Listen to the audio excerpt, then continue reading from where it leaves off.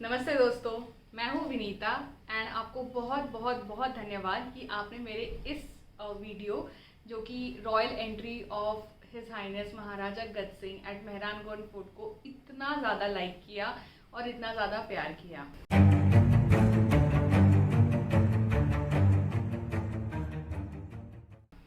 तो दोस्तों मैंने ये सोचा कि क्यों ना मैं आपको महाराजा गज सिंह के ऊपर एक वीडियो बनाऊं जिसमें उनका जो संघर्ष रहा है या उन्होंने जोधपुर को सिर्फ एक पैलेस से कैसे एक टूरिस्ट डेस्टिनेशन में कन्वर्ट किया है, इसके ऊपर मैं आपको थोड़ी और ज़्यादा इन्फॉर्मेशन दे पाऊँ।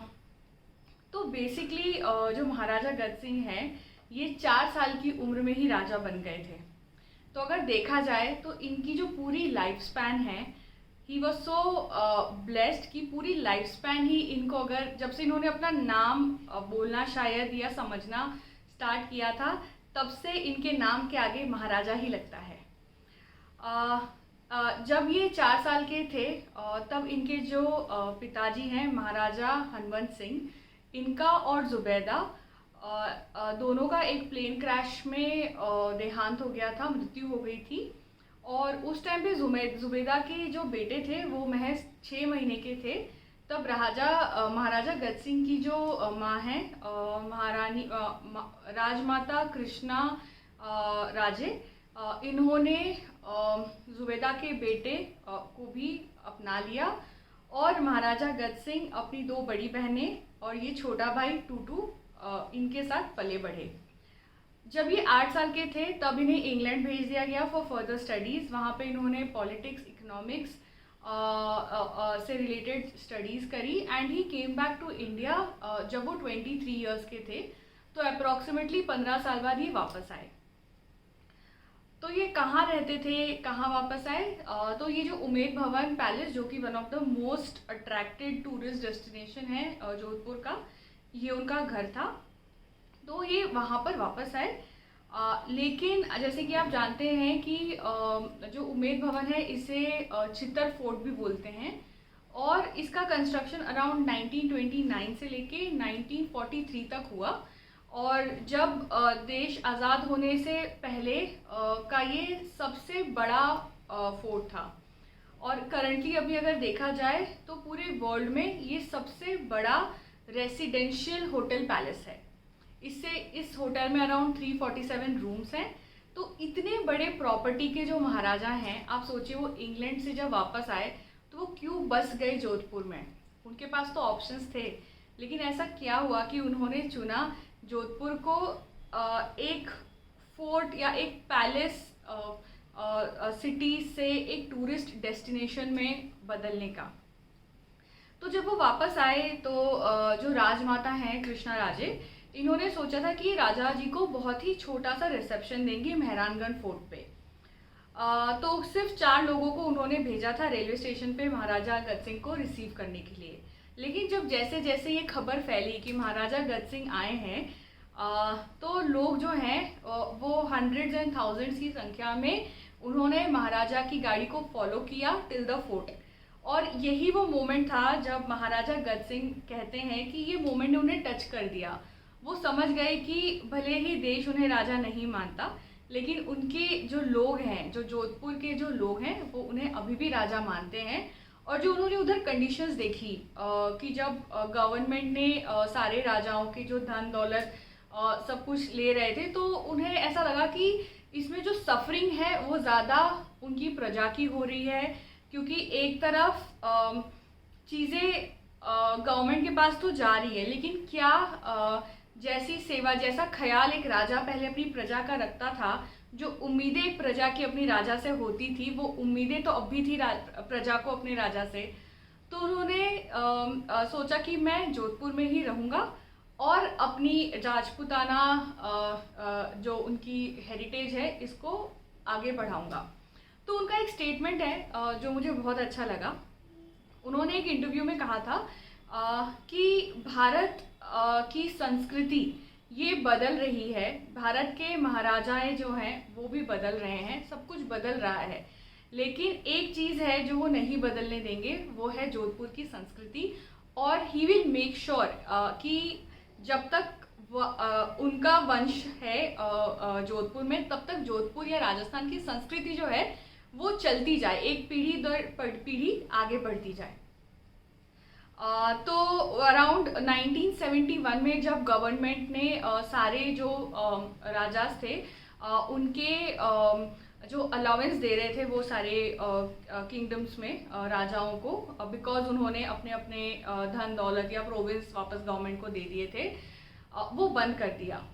तो आप जानते हैं कि जैसे जो फोर्ट है, अगर आप अभी इंडिया में देखोगे तो ऐसे कोई ज़्यादा फोर्ट्स नहीं है जिसमें राजा रह रहे हैं या क्योंकि उसको मेंटेन करना बहुत ही ज़्यादा कॉस्टली अफेयर है। इट इज़ लाइक कि आप एक हाथी को पाल रहे हो, है ना। आपको लोग चाहिए जो फोर्ट को मेंटेन करें, उसको साफ रखें। तो उस टाइम पे महाराजा गज सिंह की फैमिली ने बहुत ही अच्छा डिसीजन लिया।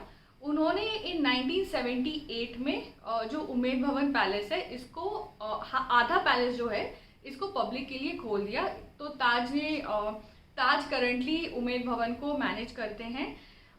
तो इसमें अगर आप अभी रिसेंटली अगर आप जानते हो तो प्रियंका चोपड़ा और निक जोनस का यहीं पे शादी हुई थी। से बड़ी बड़ी शादियां वहीं पर होती हैं।